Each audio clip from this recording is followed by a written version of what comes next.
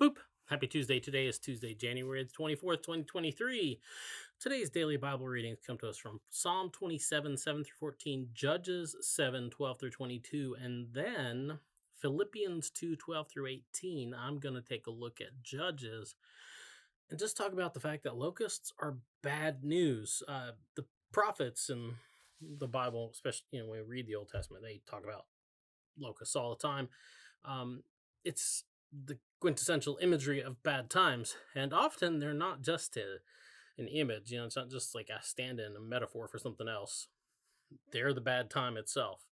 And even then, like they get compared to a monstrous army, right?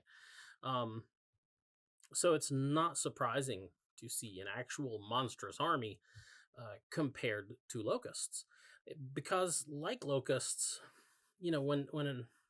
when an army would invade your land, and it's still pretty much this way today, but especially in ancient times, when an army invaded your land, it's not like they carried, MREs with them. They would just come over, swarm over everything, and consume everything in your land.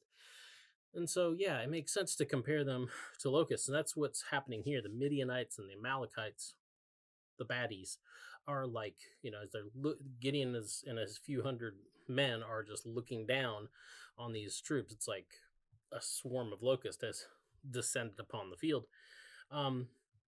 So, you got to think, and this is what Gideon's thinking, against such a monstrous force, what is he supposed to do?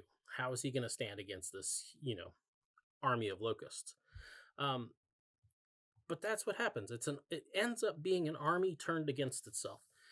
Gideon and his small band of men aren't asked to fight all the locusts themselves. What happens is God asks them to do something. They do the thing that God asked them to do, even though it probably sounds kind of silly.